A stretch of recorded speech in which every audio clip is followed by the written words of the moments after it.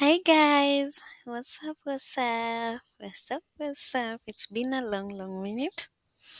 I hope that you're doing well. I have been well too. The year is going by so fast, and I have not recorded something for you guys yet. But thank you for keeping it at the Thought Curator podcast. Thank you for keeping this podcast alive, and thank you for always coming back to listen in. Oh, just checking on you. I have nothing lined up, nothing prepared. I'm just feeling the year. The year is going by really, really fast, and it's going amazing. And I'm happy. I feel happy. I feel grateful, and I feel like this is going to be a very beautiful year. For some reason, I'm very, very positive about this year. If there's something that I'm starting to celebrate this year is I will not say slowness of life, because some parts of life have required me to go fast. But I'm appreciating the calmness that has come with this season. I'm appreciating the love that I have this season. I'm appreciating the friends that I have this season. I'm appreciating my job this season. I'm appreciating my life this season. I think I have had a lot of growth in the past few months. I have accomplished some things, some of the things that I are core to my life, like having a very good relationship with my God this year. It is in my priority list to have a daily walk with God where I journal, I read the Bible, I do my Bible study, I catch up with my friends and talk about the goodness of the Lord, and also have a very active social circle this year. I feel good. That has been dormant for a long, long while. I'm happy that my friends are back. I'm happy that we are having the bond that we are sharing at the moment. I'm so glad that I have that circle. I am so happy about my friendship. I think it's in the intentionality. If you're intentional about something, it will actually come to pass. So this year I challenged myself to be very intentional with specific things, to be specific, to be intentional about my marriage, to be intentional about my friendships, to be intentional about my babies, to be intentional about my life in general, to be intentional about my work, and to produce excellence in each and every part of it. If you really pay attention to something, it sure will thrive. And that's what I'm starting to see. I'm starting to see that when I focused and put all my energy onto it, things are starting to make sense. Things are starting to blossom, to be beautiful again. And I'm happy. I thank God. I thank God a lot. And I hope that you as my listener is having a good year as well. And if it is not, it's not too late. We are in end of February.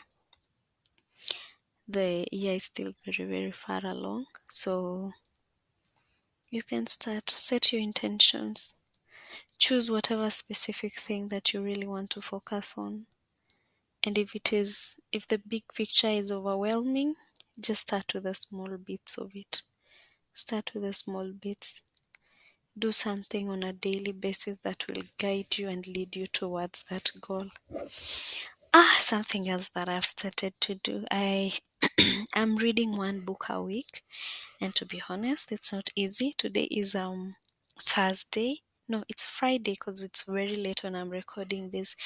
And I am on page 3 of a book I'm reading. I'm reading The Atomic Habits. Whose book is it? It's called Tiny Changes, Remarkable Results, Atomic Habits by James Clear. It is quite interesting. The beginning is kind of dramatic. It's quite dramatic, but as you get into the book, it actually makes sense as to how smaller habits contribute to the bigger picture. So I'm reading that, and I'm really struggling to I'm really working towards finishing it by the end of the week. I'm challenging myself to do one book a week. I tried reading the Miles Monroe book on Pursuit of Purpose, but I struggled to finish the to no I struggled to finish the first bit of it because of how intense that book can be. So we decided with my friend group to start with the interesting books, and I'm finding Atomic Habits to be very interesting, though very it's a very it's very well written, and the person that wrote it is very intelligent, so I love it. I know that I'll learn a lot from it. What else has been happening? hmm. Aside from that, I hope that you're having a beautiful year. We are manifesting good things this year. And I hope that I'll come back and tell you that all the good things that I wanted have happened. So yeah, we are manifesting good things, and this year I'm learning about cryptocurrency and finances and reading books. Just getting back to the nitty-gritty of the things that I used to love, the things that used to make me me. I think we're going back there because this year we are turning a year older, and the year that we are turning is not a joke. There are some things that I would have wished to have accomplished by this time. Like, I wanted to have done my second degree by this year that I'm turning. I'm turning 30 this year, so I wanted to have done my second degree, God willing, by this year, but it hasn't happened yet. I was hoping that I would have enrolled in my master's by 30. It hasn't happened yet. It does not mean that it will never happen. I'm just being patient with the course of time. And I know that God has good plans for me. I know that God has good plans for me, that He got me, that He knows, that He knew me before I was born, and He knows where I am going. He has every step of the way planned out, and I trust Him, and I will obey Him. So this one of the intentions for this week for me was to write a readmission letter to the registrar of the school that I was in for my bachelor's in management and leadership, my second degree. And I did write that letter for readmission. For readmission, that's just the first step of faith towards that goal coming to pass. So yeah, I was obedient. God told me to write a letter this week, and I am writing that letter. I have written that letter as a step of faith that I'm telling God I want to finish that degree, and whatever course that He has planned for me, it will happen in His time. And because I know my Father is rich, my Father in heaven is quite rich, and He has cows on the tops of the mountains and the tops of the hills. And if I need the money for school fees, He will provide. So yeah, so I'm talking to my God above about that. And my intentions for this week was as well to join fasting in church. Yeah, we have a 21 days fast in church, and I joined. I joined on the second week. So this is a 1 week, and it's been amazing. I have been praying more I feel like I'm in a calm space with my God at this moment. I don't have those dry spiritual days anymore. Of late, I haven't had those dry spiritual days. There are seasons when I do not feel like praying. There have been seasons where I do not feel like I'm close. I'm closer to God. But at this moment and in this season, I feel like I'm closer to God. I wake up in the morning and I pray. I go about my day. I read my Bible study. I listen to my podcasts that are spiritually aligned to my spirit. And yeah, so I feel like I'm feeding my spirit every day. I recently had someone say that most of us would not walk out of the house without charging our phone batteries, but your spiritual battery, you're very willing to walk around when it's low, and that touched me. So it's a challenge to charge my spiritual battery before going out of the house, the same way I charge my phone before going out of the house. And another thing that I had that I liked and loved is join a church that the pastor is not God. Join a church that the pastor is not God, that a church where God is God, and the congregation is more keen on knowing God than knowing the pastor. Because there have been a lot of celebrity pastors in church where the pastor is more worshipped than God. Yeah, that's quite something. Um, yeah, and something else is something else. I'm just dropping bits and pieces of things. If it enriches your spirit, well and good. Where I was listening to a podcast today by it's called In Totality by Megan Ashley, and she had a guest who was sharing about how we can make our gifts our idol.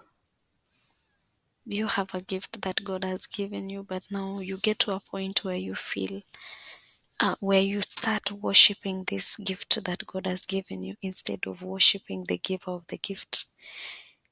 You start idolizing the gift instead of idolizing the giver of the gift.